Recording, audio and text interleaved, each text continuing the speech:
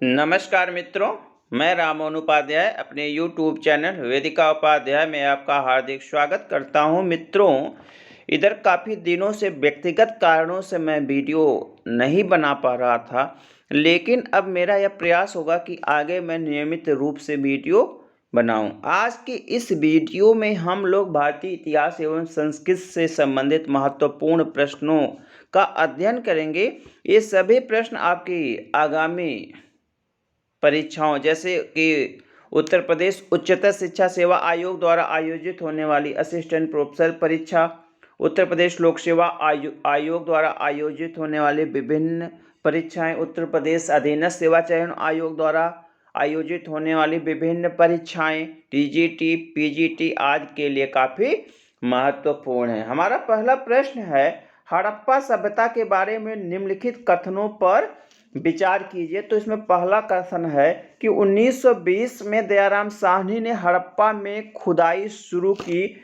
यह कथन गलत है।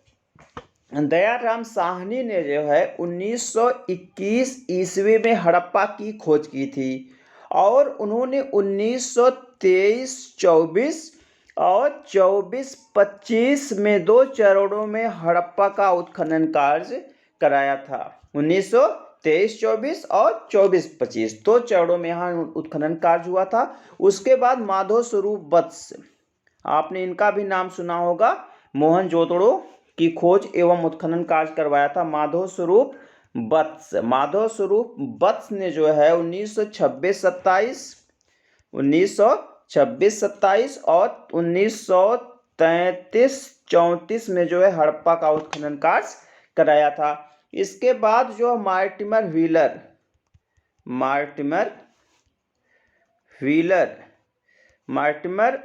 व्हीलर ने जो है 1946 में हड़प्पा का उत्खनन कार्य कराया था। इसके बाद जो है 1964-65 में जो है यहाँ का उत्खनन कार्य जॉर्ज डेल्स के द्वारा कराया गया था। इसके बाद 1986 से लेकर 96 तक यहाँ का उत्खनन कार्य किन्नौर एवं मीडो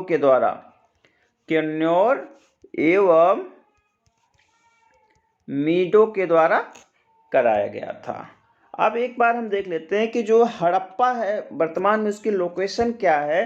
तो जो हड़प्पा है वह वर्तमान पाकिस्तान के पंजाब प्रांत के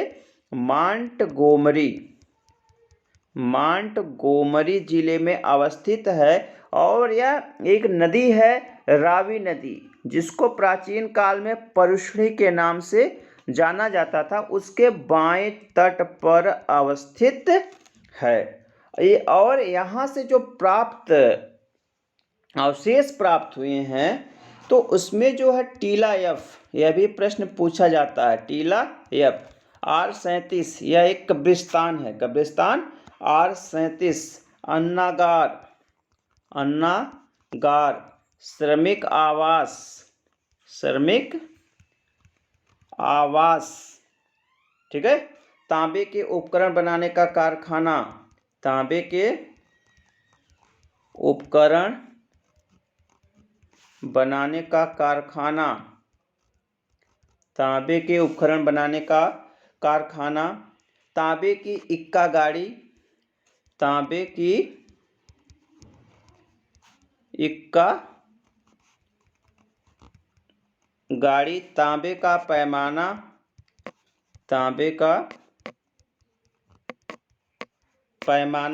कांस्य का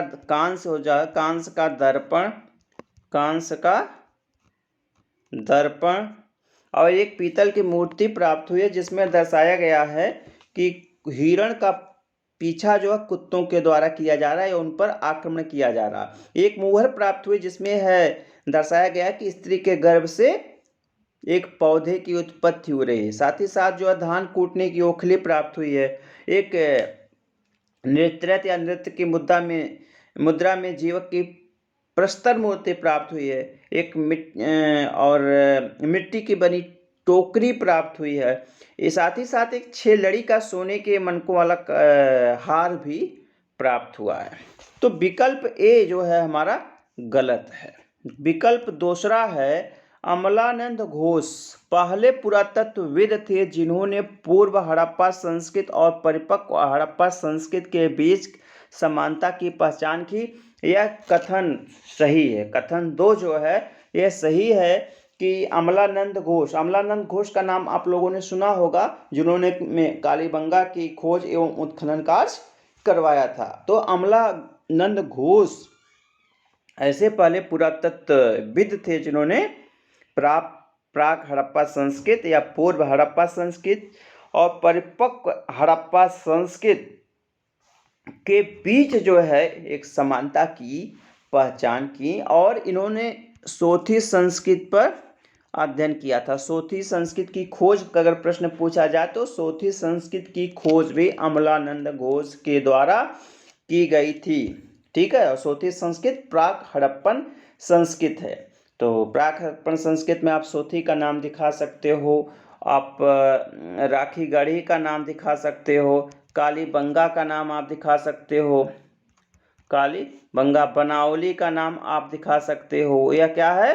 प्राक हड़प्पन संस्कृति के स्थल जो है। परिपक्व हड़प्पन संस्कृति में आपका हो जाएगा मोहनजोदड़ो है, हड़प्पा है, लोथल है। ये सब जो है आपके परिपक्व हड़प्पा संस्कृति के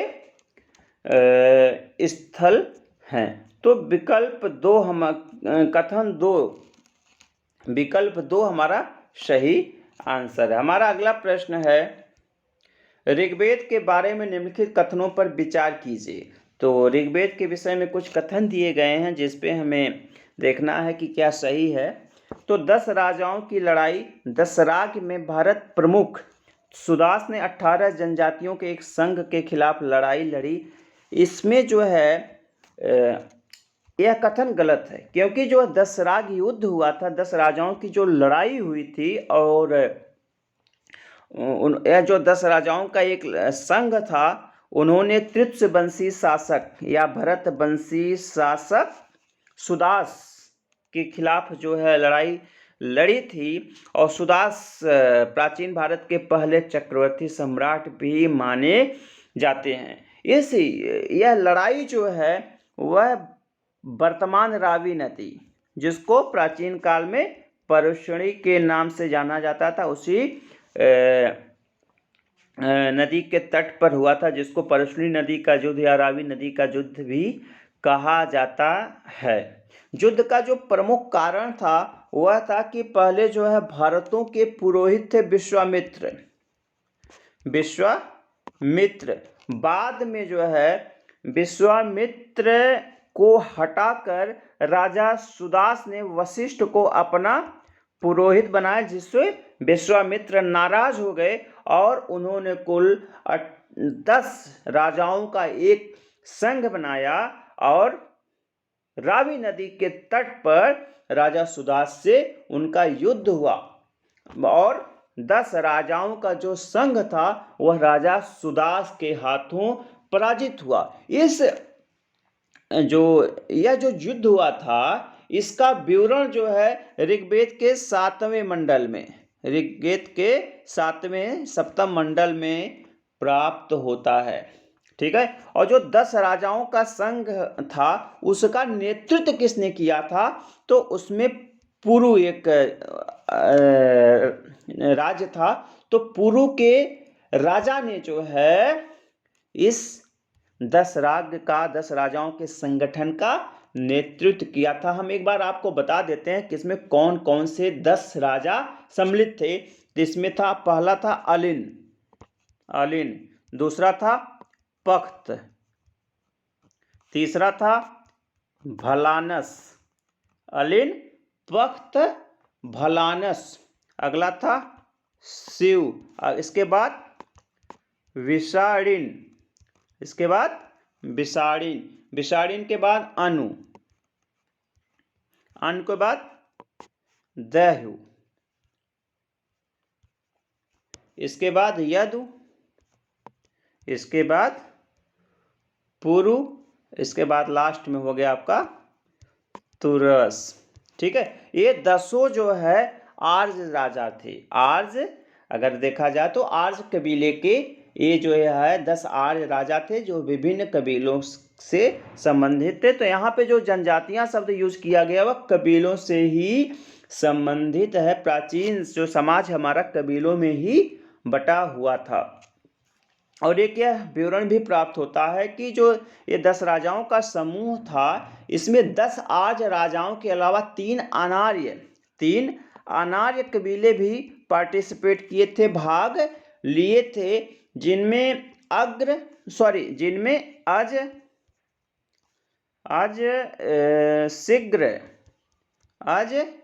शीघ्र और यक्ष, ये 3 अनार्य कबीले भी इसमें भाग लिए थे। तो हमारा विकल्प एक गलत है, कथन एक गलत है, क्योंकि इसमें 18 जनजातियां नहीं सम्मिलित थी, केवल 10 या 13 जो भी आप मान लीजिए जनजातियां सम्मिलित थी।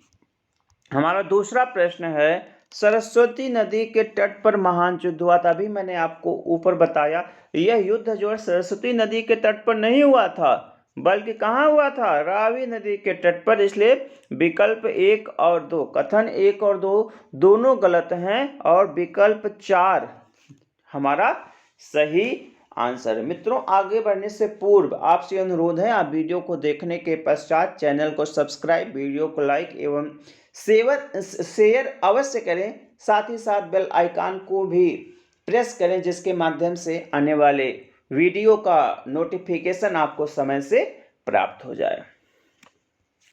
हमारा तीसरा प्रश्न है, वर्ण व्यवस्था के बारे में निम्नलिखित कथनों पर विचार कीजिए।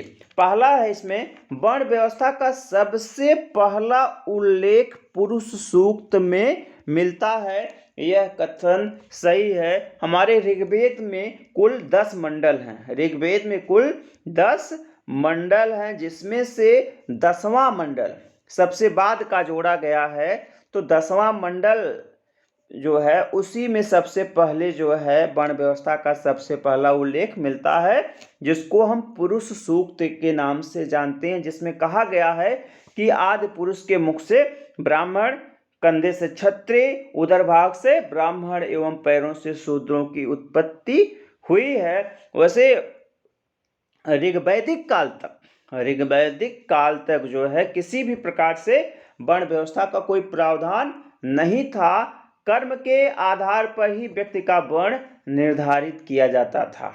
वर्ण का अर्थ यहाँ केवल रंग से वैसे लिया जाता है, लेकिन कहा जाए जैसे एक ही स्थान पर ऋग्वेद में लिखा गया है कि मैं कवि हूँ, मेरा पिता भिषज है और मेरी माँ आटा कूटने वाली है, चक्की चलाने वाली है। तो एक ही स्थान पर जो है 3 विभिन्न प्रकार के कार्य को करने वाले लोग रहते थे। तो उसके आधार पर सबका वर्ण निर्धारित होता था और वर्ण व्यवस्था का जब आभास जो है उन्हें उत्तर वैदिक कालीन ग्रंथों में मिलता है। तो जो आपका ये 10वां मंडल है, यह चूंकि ऋग्वेद में बाद में जोड़ा गया है, तो यह उत्तर वैदिक काल में ही जोड़ा गया है।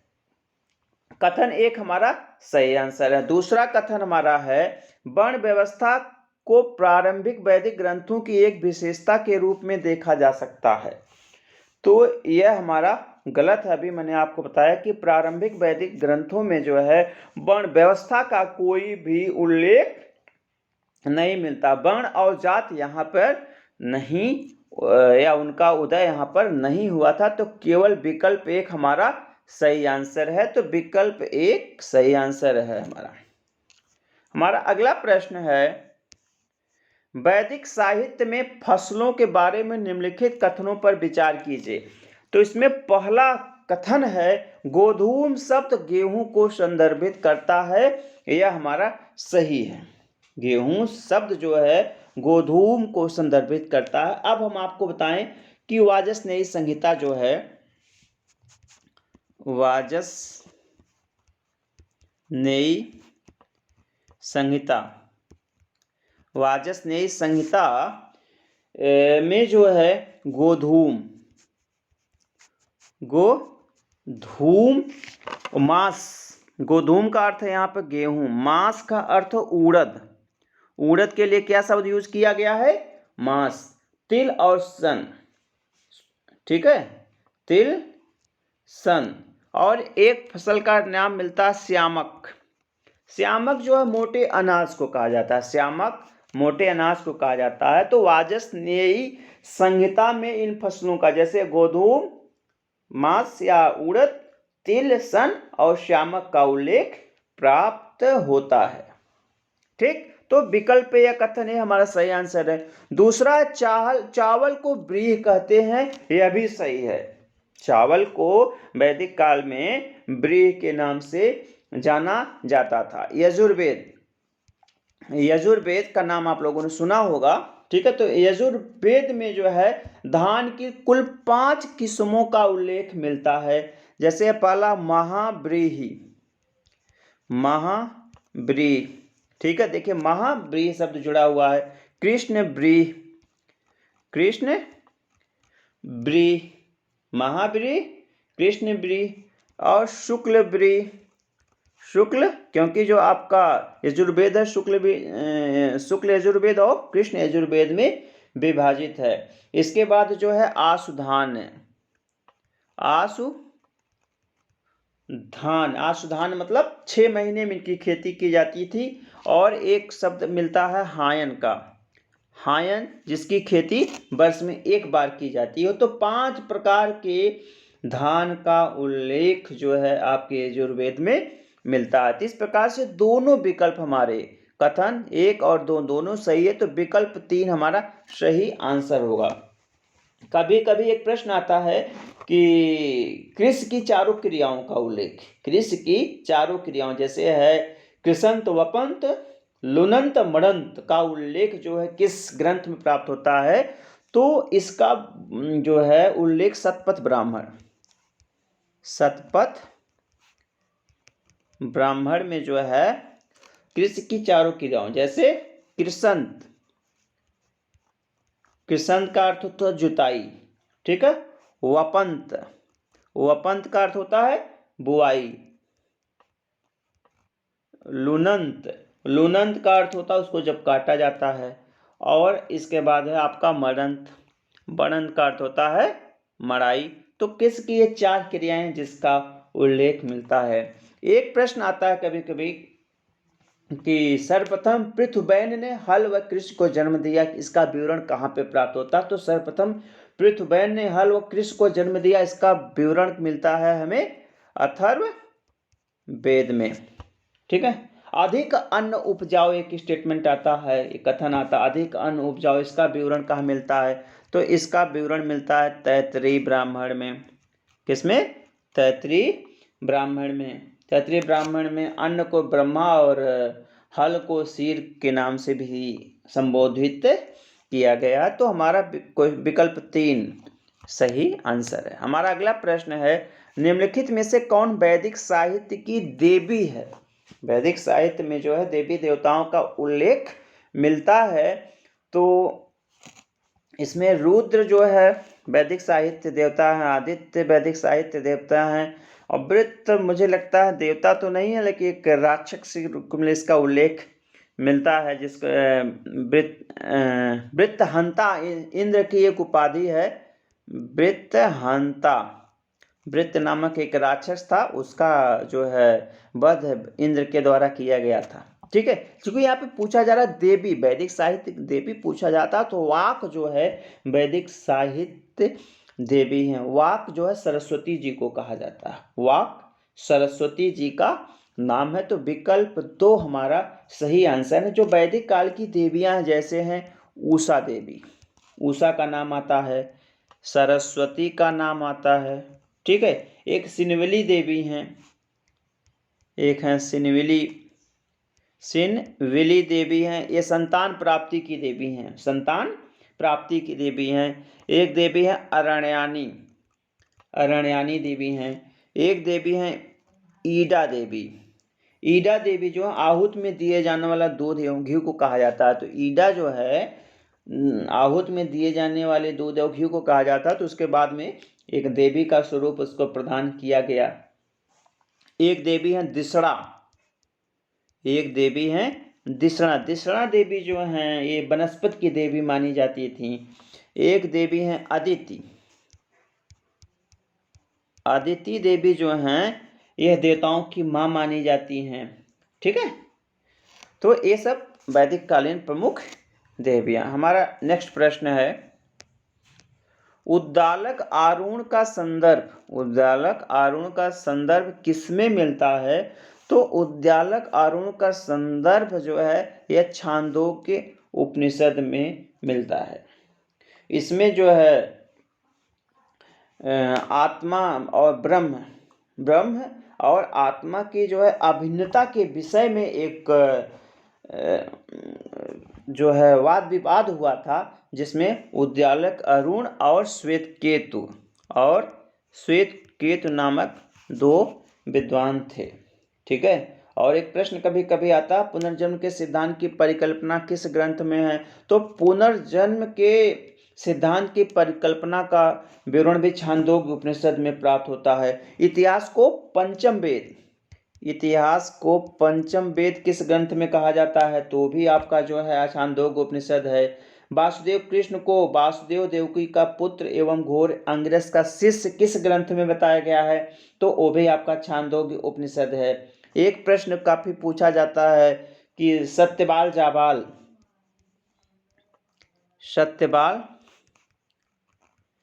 जाबाल की कथा का विवरण किस ग्रंथ में मिलता है? वो भी छांदोग्य उपनिषद में मिलता है। भारतीय इतिहास और संस्कृत जब मैंने पढ़ाया है तो उसमें इसको मैंने डिटेल में बताया है। एक प्रश्न आता है कि सर्व खालविदम ब्रह्म का विवरण कहाँ प्राप्त होता है? इसका विवरण भी छांदोग्य उपनिषद में प्राप्त होता। तो विकल्प 4 हमारा सही आंसर। हमारा अगला प्रश्न है, आहड़ संस्कृत राजस्थान की एक प्रमुख संस्कृत है। तो आहड़ संस्कृत के बर्तनों के बारे में निम्नलिखित कथनों पर विचार कीजिए। तो इसमें पहला है कि यह मोटे चाक से बने काले और लाल रंग के बर्तन हैं। यह सही है, काले और लाल मृदभांड के नाम से इनको जाना जाता है। जो आहड़ संस्कृत है इसका समय अगर देखा जाए तो 2100 से लेकर 1500 BC या ईसा पूर्व के बीच का है। आहड़ गिलुंद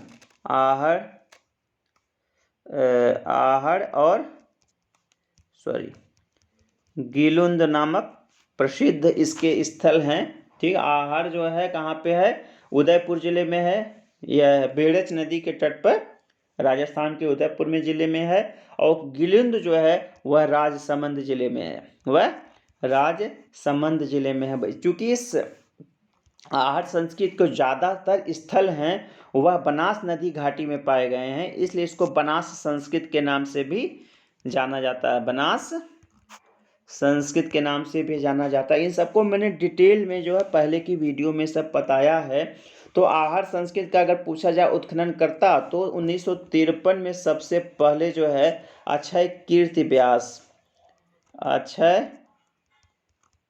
कीर्ति व्यास ने जो है यहाँ उत्खनन कार्य करवाया था। बाद में 1961 में, कब? 1961 में जो है HD संकालिया महोदय के द्वारा यहाँ पर उत्खनन कार्य करवाया गया था। ठीक है, और जो आहड़ संस्कृत इसके सभी कालखंडों में 3 कालखंडों में संस्कृत बसी हुई, सभी कालखंडों में काले और लाल मृदभांड का प्रयोग किया गया है। तो पहला विकल्प तो हमारा सही है, लेकिन इसमें दूसरा जो है इसमें कोई पेंटेड डिजाइन नहीं है, यह कथन गलत है। तो सही कथन केवल एक है, इसलिए हमारा विकल्प 1 सही आंसर है। अगला प्रश्न है हमारा, पेंटेड ग्रेवेयर संस्कृत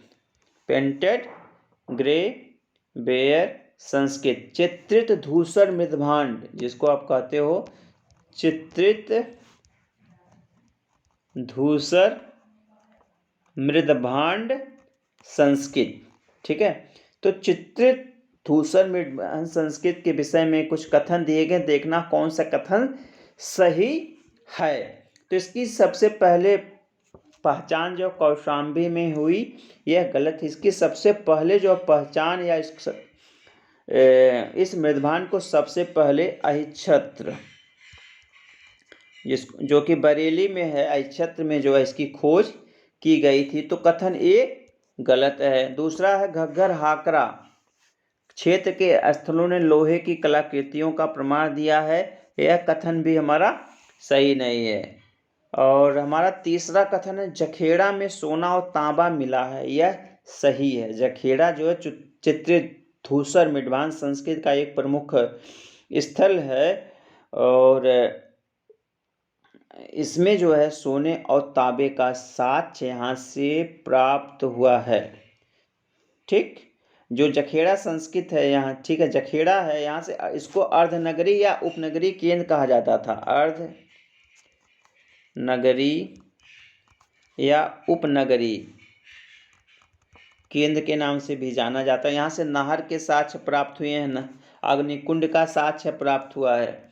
तो विकल्प 3 हमारा सही आंसर। हमारा अगला प्रश्न है दीघनिकाय। दीघनिकाय एक बौद्ध ग्रंथ है। तो दीघनिकाय के महापरिनिर्वाण सूत्र में दिए गए बुद्ध के निधन के निकट बुद्ध और आनंद के बीच बातचीत के बारे में निम्नलिखित में से कौन सा कथन सही है? काफी कठिन प्रश्न है। तो पहला है आनंद ने उनसे विनती की कि कुशीनगर वास्तव में उनके अंतिम निधन के समान के योग्य है, जब यह गलत है। कुशीनगर में जो है जब महात्मा बुद्ध ने जो है अपने महापरिनिर्वाण के लिए कुशीनगर को चुना तो आनंद ने उसका प्रतिकार किया था, उसका विरोध किया था। उन्होंने कहा था यह आपके महापरिनिर्वाण के योग्य नहीं है। हमारा दूसरा विकल्प है कथन है बुद्ध ने आनंद को निर्देश दिया कि उनके अवशेषों को राजाओं के राजा के रूप में माना जाना चाहिए, यह विकल्प सही है। हमें तीसरा देख लें, बुद्ध ने आनंद से कहा कि उनका अंतिम निधन एक ऐसे शहर में होना चाहिए जहां केवल मिट्टी की झोपड़ियां हो, यह भी गलत है। अलकनंदा को जंगल के बीच में एक गैर वर्णित शहर के रूप में जाना जाता है, यह भी गलत है। तो आपका विकल्प 2, बुद्ध ने आनंद को निर्देश दिया कि उनके अवशेषों को राजाओं के राजा के रूप में माना जाना चाहिए, हमारा सही है। तो विकल्प 2 हमारा सही आंसर है। जो महापरिनिर्वाण सूत्र है वह दीघनिकाय ग्रंथ के अंतर्गत आता है। तो इसमें तत्कालीन जो 6 प्रमुख नगर हैं, आनंद का कहना था कि आप जो है कुशीनगर के अलावा जो है आपके काशी, कंस, कौशल, अंग, मगध, इन सब में कहीं पे अपना महापरिनिर्वाण कीजिए, लेकिन महात्मा बुद्ध के द्वारा उसका प्रतिकार किया गया और उन्होंने कुशीनगर को ही अपने महापरिनिर्वाण स्थली के रूप में चुना। और जब उन्होंने उसको चुना तो अपने शिष्य आनंद को आदेश दिया कि जो उनकी अस्थियां हैं उनको वही सम्मान मिलना चाहिए जो सम्राटों के सम्राट चक्रवर्ती सम्राट को मिलता है। ठीक है, तो कुशीनगर के सालबन में प्रश्न कभी कभी आता ना, उन्होंने अपना महापरिनिर्वाण कहाँ पे किया था? तो कहाँ पे? सालबन में, कुशीनगर के सालबन में उनका महापरिनिर्वाण हुआ था और उन्होंने अंतिम उपदेश अपने शिष्य सुभद्र को दिया था कि सभी संघाती वस्तुओं का नाश होता है। ठीक है, और उनके जो उनके दाह संस्कार के बाद जो उनके अस्थि अवशेष बचे थे, जो भस्म अवशेष बचे थे, द्रोण नामक भिक्षु का उल्लेख आता है उस संबंध में। द्रोण नामक भिक्षु ने उसको कुल 8 भागों में विभाजित किया और उन 8 अवशेषों को विभिन्न राज्यों में बांटा गया। जैसे मगध के शासक था उस समय अजातशत्रु, तो मगध के शासक अजातशत्रु को उसका अवशेष प्राप्त हुआ। वैशाली के लिच्छय थे, वैशाली के लिच्छइयों को उसका पाठ प्राप्त हुआ। कपिल वस्तु के शाक्यों को उसका पाठ प्राप्त हुआ। अलकप के बुल हैं, अलकप के बुलियों को उसका जो है पाठ प्राप्त हुआ।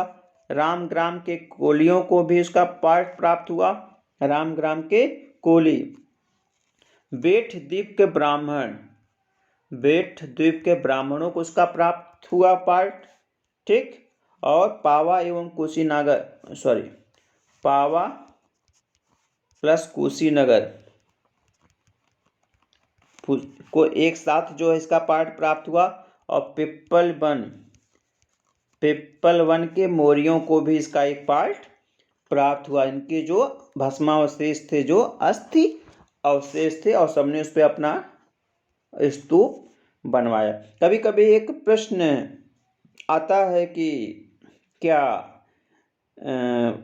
महात्मा बुद्ध के ध्वंसावशेषों का कोई पार्ट जो है किसी ब्राह्मण कुल को भी प्राप्त हुआ था? तो आप कभी मैंने बताया ना, बेटद्वीप जो था, बेटद्वीप के ब्राह्मण थे, 7 क्षत्रिय और 1 ब्राह्मण को जो है यह भस्मावशेष या अस्थि अवशेष प्राप्त हुए थे। इसके बाद हमारा अगला प्रश्न है, मगध राज के बारे में निम्नलिखित में से कौन सा कथन सही है? तो मगध राज के बारे में अभी हमें देखना है कि इसका कौन सा कथन सही हो रहा है। तो प्रारंभिक राजधानी मगध की क्या थी? पटना थी। यह गलत है। मगध की प्रारंभिक राजधानी थी गिरिब्रज या गिरिब्रज, जो भी हो, ठीक, गिरिब्रज या गिरिब्रज। प्रथम राजा यहाँ का मगध का बिंदुसार था, यह भी नहीं। अगर ऐतिहासिक उसमें देखा जाए तो बिंबसार था। प्रथम ऐतिहासिक राजा बिंबसार था, ठीक है, यह भी गलत है। तीसरा है, जैन ग्रंथों का दावा है कि बिंबसार महावीर का अनुयायी था, यह सही है। जैन ग्रंथों में कहा गया है कि बिंबसार ने महावीर से मंडी कुछी